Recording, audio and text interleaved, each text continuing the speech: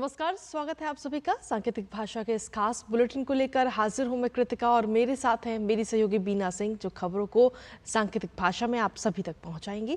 तो चलिए शुरुआत करते हैं इस खास बुलेटिन की और सबसे पहले देख लेते हैं सुबह की सुर्खियां। लोकसभा अध्यक्ष पद के लिए आज दाखिल किए जाएंगे नामांकन। एनडीए आज करेगा अपने उम्मीदवार के नाम का ऐलान। कल होगा अध्यक्ष पद के लिए चुनाव।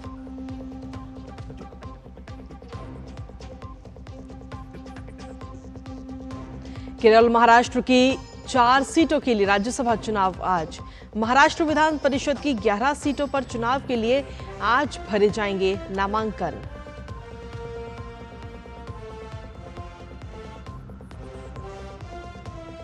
उन्नीस सौ 75 के आपातकाल खिलाफ भारतीय जनता पार्टी आज राष्ट्रव्यापी कार्यक्रम की करेगी शुरुआत। कांग्रेस की संविधान के प्रति उसकी अवहेलना को करेगी उजागर।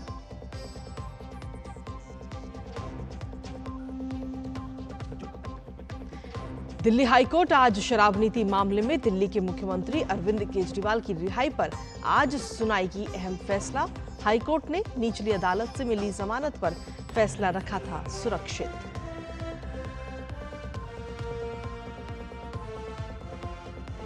दिल्ली समेत उत्तर भारत के कई राज्यों में बारिश और मानसून के कारण गर्मी से मिली राहत। मौसम विभाग ने गुजरात, मध्य प्रदेश, झारखंड, बिहार, यूपी, दिल्ली समेत कई राज्यों में आज बारिश की जताई संभावना। अंतर्राष्ट्रीय खबरों में विकिलीक्स के संस्थापक जूलियन असांजे ब्रिटेन से रिहा होने के बाद ऑस्ट्रेलिया के लिए रवाना। अमेरिका में जासूसी कानून का उल्लंघन करने के आरोप में किया गया था गिरफ्तार।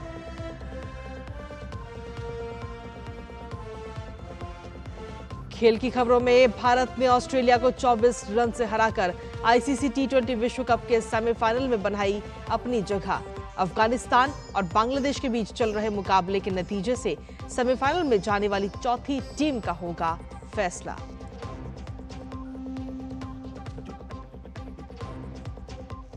और इटली ने यूरो कप के नॉकआउट दौर में बनाया स्थान। अतिरिक्त समय में हुए गोल की मदद से क्रोएशिया के साथ खेला ड्रॉ। वहीं अल्बानिया को हराकर स्पेन ने अजेय रहते हुए अंतिम 16 में बनाई अपनी जगह। तो ये थी सुबह की सुर्खियां और सुबह की सुर्खियों के बाद अब खबरों में विस्तार से बात करते हैं। 18वीं लोकसभा के पहले सत्रों के दौरान कई अहम कार्य पूरा होने हैं और इनमें सबसे अहम है लोकसभा अध्यक्ष का चुनाव। लोकसभा अध्यक्ष का चुनाव 26 जून को होना है। इससे पहले आज अध्यक्ष पद के लिए नामांकन दाखिल किए जाएंगे। वहीं एनडीए की ओर से आज उम्मीदवार के नाम का भी ऐलान किया जाना है। आपको बता दें कि इस वक्त भारतीय जनता पार्टी सांसद भर्तृहरि मेहताब 18वीं लोकसभा के प्रोटेम स्पीकर बने हैं। भर्तृहरि मेहताब ही लोकसभा अध्यक्ष के चुनाव तक लोकसभा के पीठासीन अधिकारी के कर्तव्यों का निर्वहन कर रहे हैं और नए लोकसभा अध्यक्ष का चुनाव करवाने का कार्य करेंगे। सत्र के दूसरे दिन आज बाकी बचे हुए नवनिर्वाचित सांसदों को शपथ दिलाई जाएगी।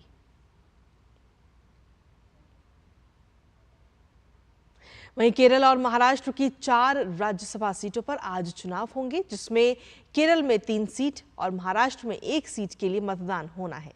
भारतीय कम्युनिस्ट पार्टी के बिनॉय विश्वम, मार्क्सवादी कम्युनिस्ट पार्टी के इलामारम करीम और केरल कांग्रेस के प्रमुख जोस के मणि का कार्यकाल 1 जुलाई को समाप्त हो रहा है। इन्हीं तीनों सीटों के लिए चुनाव होना है। तो वहीं प्रफुल्ल पटेल के इस्तीफे के बाद महाराष्ट्र की राज्यसभा सीट के लिए उपचुनाव होना है। निर्धारित प्रक्रिया के अनुसार मतदान के 1 घंटे बाद मतों की गणना होगी। चुनाव के लिए अधिसूचना 6 जून को जारी की गई थी।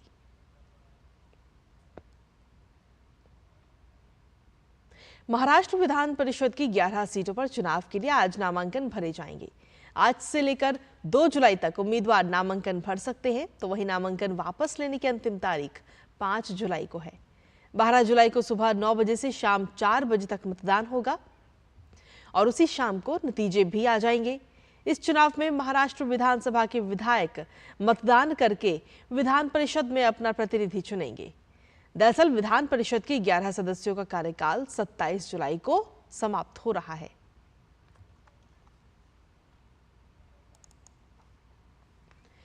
देश में 50 साल पहले आपातकाल लगाया गया था। 1975 के आपातकाल के खिलाफ भारतीय जनता पार्टी आज राष्ट्रव्यापी कार्यक्रम की शुरुआत करेगी, जिसके तहत कांग्रेस के अधिनायकवाद और संविधान के प्रति उसकी अवहेलना को उजागर करेगी। भाजपा अध्यक्ष जेपी नड्डा आज नई दिल्ली स्थित पार्टी मुख्यालय में लोकतंत्र के काले दिन शीर्षक से मुख्य कार्यक्रम को संबोधित करेंगे।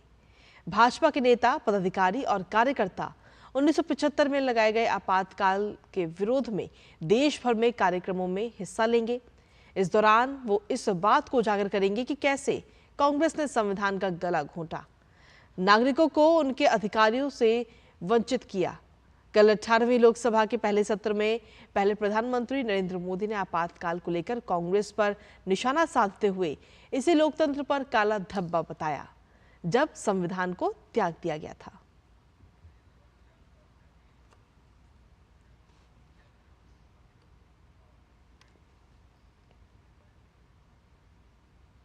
वहीं दिल्ली हाईकोर्ट आबकारी नीति मामले में दिल्ली के मुख्यमंत्री अरविंद केजरीवाल की जमानत पर आज फैसला सुनाएगी।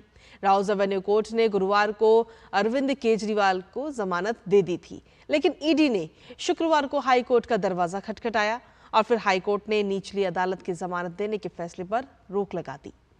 हाईकोर्ट ने शुक्रवार को ईडी की अर्जी पर फैसला सुरक्षित रख लिया था।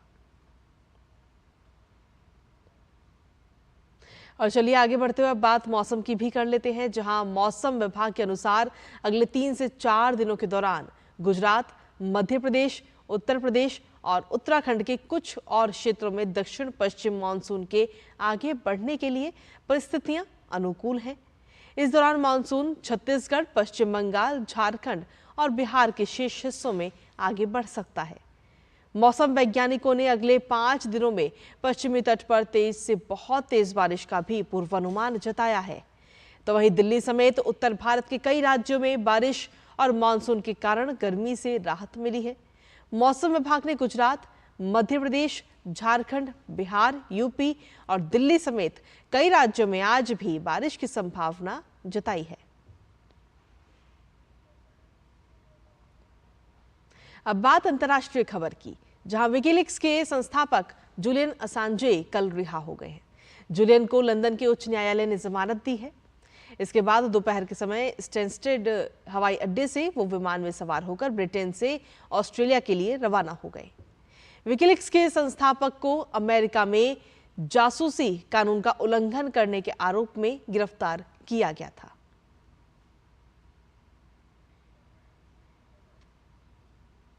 और चलिए अब बात खेल जगत की, जहां भारत ने T20 विश्व कप के सेमीफाइनल में अपना स्थान बना लिया है।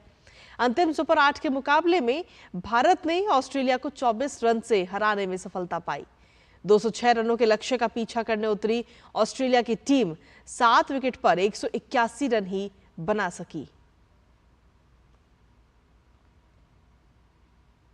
वहीं इटली ने यूरो कप के नॉकआउट दौर में अपनी जगह बना ली है। ग्रुप बी के एक रोमांचक मुकाबले में इटली ने दूसरे हाफ के अतिरिक्त समय में गोल करके क्रोएशिया के खिलाफ मुकाबला 1-1 से ड्रॉ कराने में सफलता पाई। इस ड्रॉ के साथ ही इटली ने ग्रुप बी में स्पेन के बाद 4 अंक के साथ दूसरा स्थान हासिल करते हुए अंतिम 16 में प्रवेश किया। वहीं ग्रुप बी के एक अन्य मुकाबले में स्पेन ने अपने अजेय सिलसिले को बरकरार रखते हुए नॉकआउट दौर में प्रवेश किया। स्पेन ने अल्बानिया को 1-0 से हराकर ग्रुप में लगातार तीसरी जीत हासिल की है। इस जीत के साथ स्पेन ने ग्रुप में शीर्ष पर रहते हुए अंतिम 16 में अपनी जगह बनाई। और इसी के साथ फिलहाल सांकेतिक भाषा के इस खास बुलेटिन में मुझे, मेरी सहयोगी बीना सिंह और हमारी पूरी टीम को दीजिए अनुमति। नमस्कार।